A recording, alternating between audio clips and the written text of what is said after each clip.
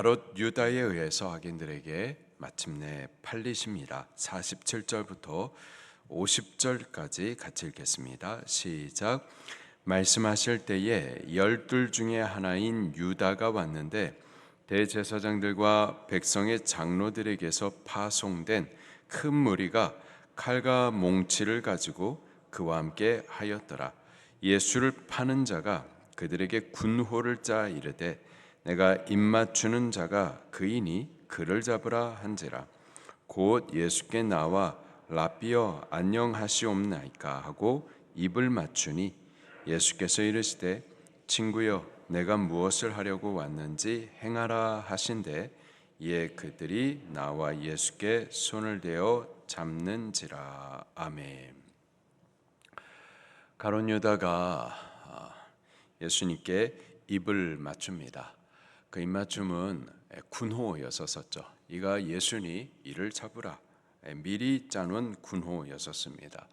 저는 입맞춤으로 예수님께 존경과 사랑을 표현은 해드리지만 그 속은 그렇지 않았었죠. 입술로는 주를 공경하지만 그 마음은 그에게서 떠나 있었습니다. 이게 가룟 유다의 모습이었었죠. 겉으로는 주님, 겉으로는 공경하고 사랑을 고백하고 또 높이고 믿는다고 말을 하고, 근데 그 마음은 거기에서 멀었던 거죠. 그렇게 가룟 유다는 입술로 존경을 표하면서 그것을 군호로 예수님을 팔아 넘겼었던 겁니다. 이에 대해서 예수님께서는 오히려 초연하세요. 50절 말씀을 다시 읽겠습니다. 시작.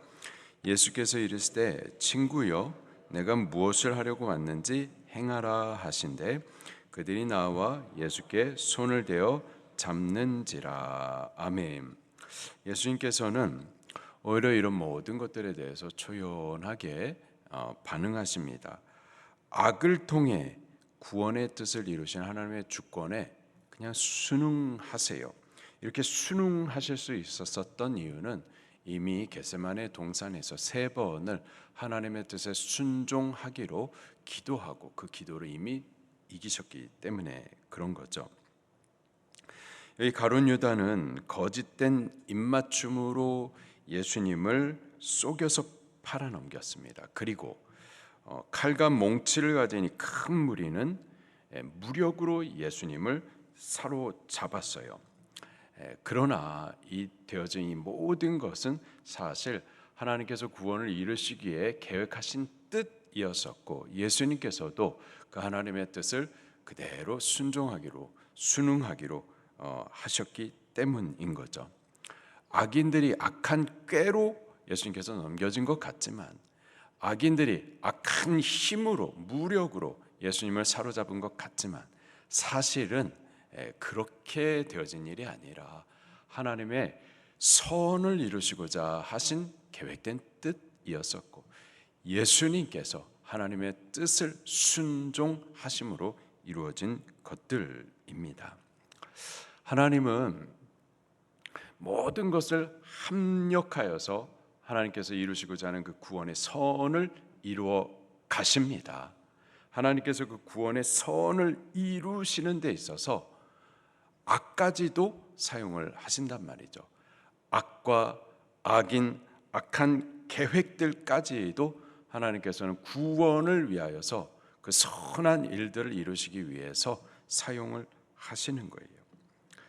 악인이 악한 계획으로 악을 이루어가는 것 같지만 그래서 그것을 보면서 절망이 들고 분노가 들고 막 힘이 빠지기도 하지만 이 모든 일들을 하나님께서 몰라서 또는 하나님께서 막을 힘이 없어가지고 그래서 악인들이 득세해서 악한 계획을 따라서 악을 이루는 게 아니라 그것까지도 하나님께서 합력하여서 당신의 계획하신 그 구원의 뜻을 선을 이루어 가신다라는 거예요.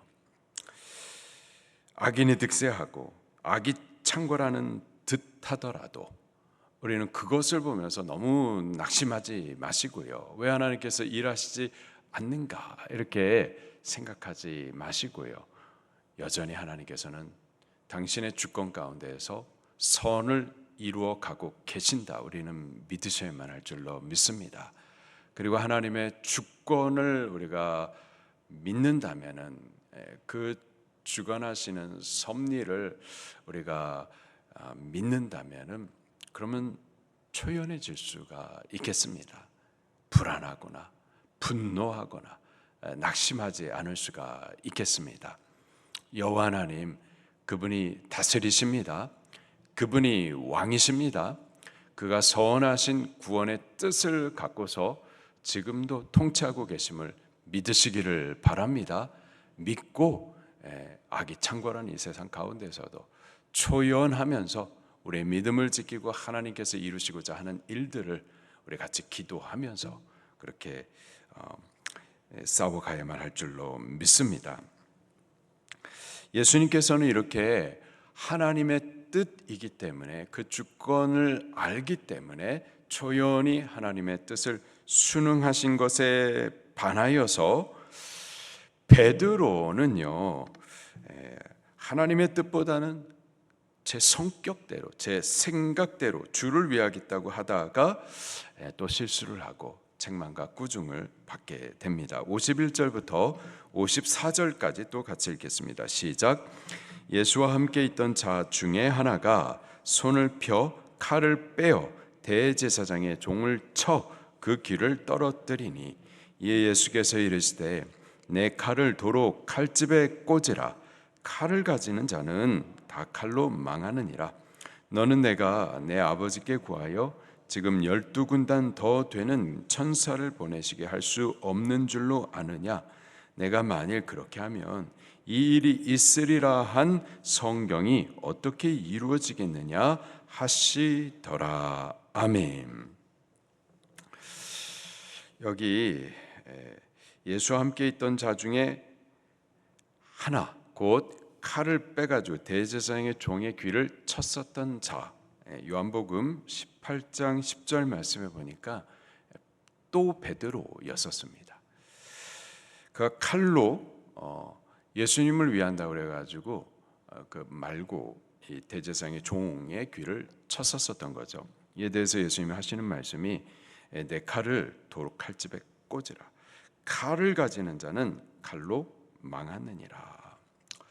이 말은 절대 폭력은 하나님의 방법이 될 수 없음을 말씀해 주고 있습니다. 폭력은, 칼은 서로 찌르고 상하고 그래서 결국 둘 다 망하게 하는 거죠. 칼은, 폭력은 하나님의 방법이 될 수가 없고요. 복음은 서로 찌르고 같이 망하고 이게 아니라 복음은 서로 살리는 역사입니다. 그리고 그 방법은 사랑이에요. 용서고 치료해 주는 거죠.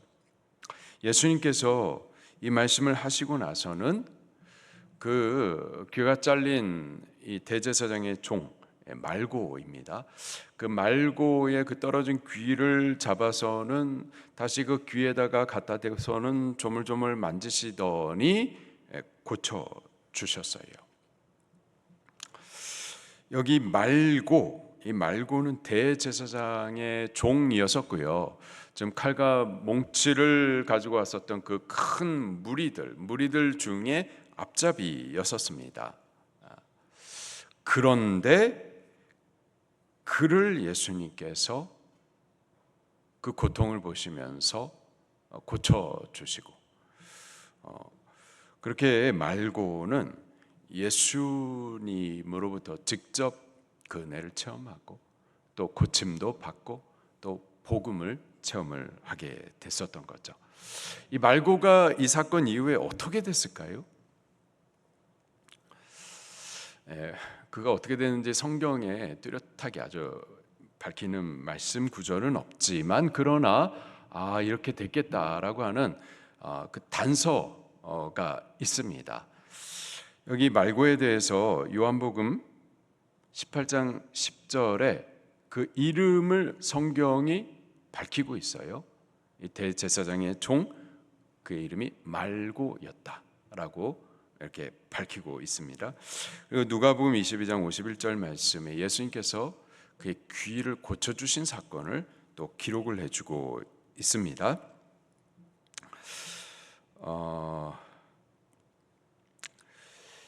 요한복음에 그의 이름을 말고라고 이렇게 밝혔을 때 그 요한복음의 독자가 되는 초대교회 성도들이 말고라고 그에 대해서 다 알고 있는, 그러니까 이 말고라고 이렇게 이름을 적어놨었을 때에 초대교회 성도들이 다 알 수 있을 만큼 잘 알려진 인물이었었다라는 거죠.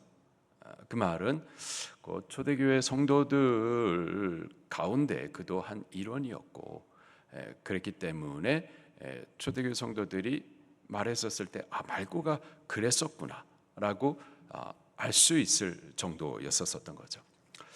지금 우리 방주교회당 터가 야산이었었고요. 여기 야산에 여러 무덤들이 있었었고요. 그래서 이 토목공사를 하기 전에 이제 무덤을 갖다가 옮겨도 드리고, 다 옮겨드린 이후에 이제 토목공사를 시작하는데 무덤을 다 옮겼었는데, 그런데도 불구하고 이름을 알 수 없는, 무덤 없이 여기에 그냥 묻혀 있었던 사람의 해골이 78군가 87군가가 나왔었단 말이에요.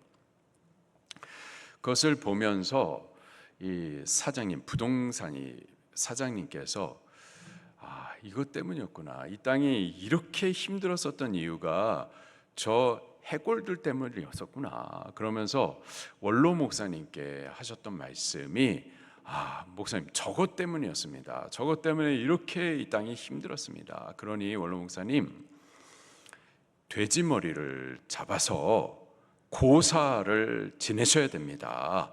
이렇게 권해드렸었던 거죠. 근데 그분이 누구냐면은 지금 우리 같이 예배드리는 김찬기 장로님이었단 말이에요. 김찬기 장로님이라고 했었을 때 그분이 그랬구나라고 그 이름을 말할 때 성도님들이 다 아는 것처럼 말고가 그랬었다라고 했었을 때 초대교회 성도들이 다 설명을 하지 않아도 다 알 수 있을 정도로 다 알려진 사람이 바로 말고였었던 겁니다. 이것을 단서로 해가지고 말고는 이후에 예수님을 믿고 회심하게 됐었다라고 이렇게 추측을 합니다. 추측이지만은 충분히 가능한 추측입니다.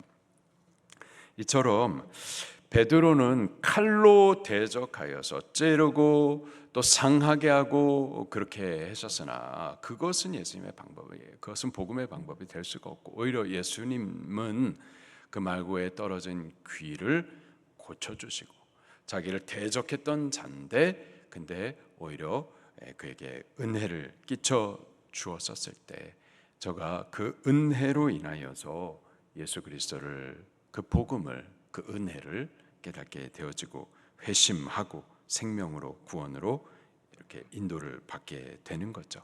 이것이 하나님의 방법인 줄로 믿습니다. 이것이 생명을 얻게 하는 복음의 능력인 줄로 믿습니다. 이렇게 말고의 길을 고쳐주신 이후에 예수님께서 베드로에게 이런 말씀을 또 하세요. 53절에 보니까는 너는 내가 내 아버지께 구하여서 지금 12군단 더 되는 천사를 보내시게 할 수 없는 줄로 아느냐. 예수님께서는 얼마든지 그렇게 하실 수가 있습니다. 예수님은 하나님의 아들이세요. 전능하신 분이십니다. 마귀를 명하여서 쫓아내시고 풍랑의 바다를 잠잠케 하시고 또 죽은 자도 살리셨었던 분이십니다. 얼마든지 천사를 명하셔가지고 12군단이 되는 그 군대를 호령해가지고 여기 지금 망치와 칼을 가지고 있는 이 폭군들 얼마든지 제압하실 수가 있어요. 힘 있으신 분이십니다. 그러나 그렇게 했었을 때에는 54절 말씀해 보니까 만일 내가 그렇게 하면 이런 일이 있으리라 한 성경이 어떻게 이루어지겠느냐. 예수님은 전능하신 힘 있으신 분이지만은 철저히 그 힘을 하나님의 뜻을 이루는 일을 위하여서 사용을 하셨었던 거죠.